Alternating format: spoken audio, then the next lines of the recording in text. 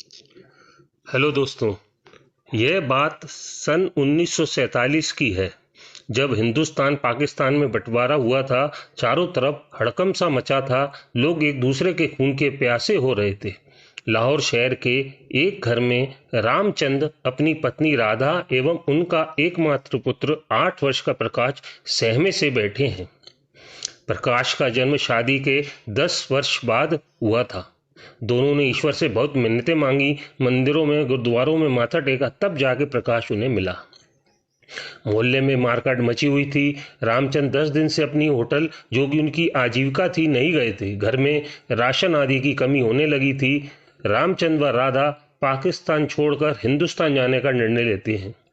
जरूरत का सामान अपने साथ लेकर वो पुलिस वालों की मदद से स्टेशन पहुंच जाते हैं। ट्रेन जो कि हिंदुस्तान आना होती है, अचानक ही कुछ लोग हाथों में हथियार लेकर स्टेशन पर ट्रेन में चढ़ने वालों लोगों पर हमला बोल देते हैं। अफरा तफरी मच जाती है। सब इधर उधर भागते हैं अपनी जान बचाने के लिए। रामचंद राधा ट्रेन में चढ़ जाते हैं, लेकिन उन्हें अपने साथ प्रकाश नजर नहीं आता। ट्रेन में बहुत भीड़ होती है। रामचंद ट्रेन के गेट तक भी नहीं आ पाते, वो ट्रेन चल पड़ती है। राधा का रो रो कर बुरा हाल हो जाता है। रामचंद भी गमगीन से भीड़ में खड़े रहते हैं। ट्रेन हिंदुस्तान आ जाती है। दोनों को एक कैंप में रुकवा दिया जाता है। वहां कई लोग और मिलते हैं। सब अपनी अपनी कहानी बताते हैं। किसी का भाई मारा गया, किसी की बहन, किसी के माता पिता, अधिकांश लोग साथ ऐसा होता है। रामचंद अपने एक रिश्तेदार के यहाँ दिल्ली आ जाते हैं। जैसे तैसे कुछ व्यवस्था जमा कर अपना छोटा सा होटल शुरू करते हैं, लेकिन दोनों को हमेशा प्रकाश की याद आती रहती है। राधा तो कई बार नींद में प्रकाश प्रकाश चिल्लाने लगती है। धीरे धीरे रामचंद अपना व्यापार जमा लेते हैं, खुद का मकान भी बना लेते हैं। राधा नित्य मंदिर गुरुद्वारा जाती, हर बार प्रकाश की सलामती ईश्वर से मांगती। उसे लगता कि प्रकाश अभी तक जिंदा है। राधा दान पुण्य भी करती रहती। कोई फकीर या गरीब उसके दरवाजे पर आता तो वो उसे खाली हाथ नहीं जाने देती। ऐसे ही चलते लगभग 12 वर्ष बीत जाते हैं। एक दिन एक मंदिर में राधा को एक महिला मिलती है। उससे कुछ जान पहचान हो जाती है। राधा महिला को अपने दुख के बारे में बताती है। तब वह महिला कहती है, बहन, सब प्रभु की लीला है। एक काम करो ना बहन, तुम शिरडी वाले बाबा की दिव्य पूजा करो। संकल्प लेकर 5, 7, 11, 21 जितने भी गुरुवार को उपास कर सकती हो करो। बाबा सच्चे मन से पूजा करने वालों की जरूर सुनते हैं। यह सुनकर राधा उस महिला से साईं बाबा की दिव्य पूजा की पूरी जानकारी लेती है एवं निश्चय करती है कि वो 11 गुरुवार का व्रत लेगी एवं अगले गुरुवार से पूजा प्रारंभ कर देती है। विधिवत रूप से पूजा करते राधा 8 गुरुवार पूरे कर लेती है। 9वां गुरुवार आता है। वो पूजा वगैरह करके रामचंद्र के पास आती है तो रामचंद रेडियो पर न्यूज सुन रहे होते हैं। उन्हें रेडियो से आवाज आती है कि अभी अभी एक युवक पाकिस्तान से सिंधु नदी में बहता हुआ हिंदुस्तान आया है। युवक 2 दिन बेहोश रहा था।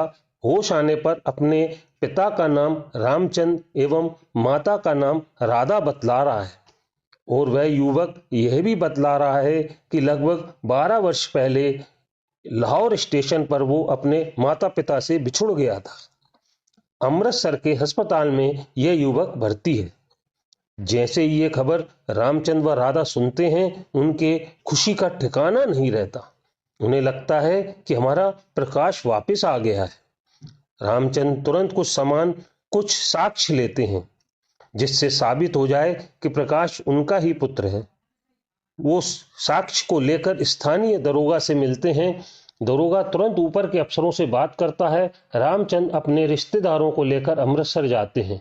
वहां साक्ष्य वगैरह के मिलान के बाद दोनों बाप बेटे का मिलन होता है। रामचंद प्रकाश को लेकर घर आते हैं। राधा दरवाजे पर खड़ी होकर इंतजार कर रही होती है। बेटे को देखकर राधा दौड़ लगाकर उसे सीने से लगा लेती है, बहुत दुलार करती है। राधा प्रकाश से 12 वर्ष की जानकारी लेती है तो प्रकाश बताता है, माँ, स्टेशन पर कुछ लोग मुझे जबरन उठा के ले गए थे। किसी मुसलमान के यहाँ मैं नौकरी कर रहा था। मेरे ऊपर बहुत जुल्म भी करते थे एवं मेरे से काम भी बहुत कराते थे। पिछले कुछ दिनों से कोई फकीर बाबा मेरे सपनों में आ रहा है और वो सपने में कहता है कि तुम हिंदुस्तान जाओ, तुम्हारे माँ बाप तुम्हारा इंतजार कर रहे हैं। मैं जैसे तैसे आधी रात में वहां से भागकर नदी के पास आ गया। अचानक मेरा पैर फिसला, मैं नदी में गिर गया। इसके बाद मुझे कुछ होश नहीं रहा। होश में आया तो एक अस्पताल में अपने आप को पाया और फिर पिताजी आए और मुझे घर ले आए। यह सुनकर राधा की अश्रुधारा बहने लगती है। वो फौरन प्रकाश का हाथ पकड़कर उसे घर के मंदिर में ले जाती है और साईं बाबा का फोटो दिखाकर कहती है, बेटा, सपने में आने वाला फकीर कहीं ये तो नहीं। प्रकाश जैसे ही फोटो देखता है आश्चर्यचकित रह जाता है। कहता है, हाँ माँ, यही है वो फकीर जो मेरे सपनों में आकर मुझसे कहता था। पर माँ, तुम इन्हें कैसे जानती हो? राधा प्रकाश का जवाब देने की बजाय साईं बाबा के चरणों में गिर जाती है। वो समझ जाती है मेरा संकल्प पूरा भी नहीं हुआ और बाबा ने अपना चमत्कार दिखा दिया। जय हो साईं बाबा की। दोस्तों, वाकया अच्छा लगा हो तो प्लीज चैनल को लाइक करें, शेयर करें एवं सब्सक्राइब करें। Thank you.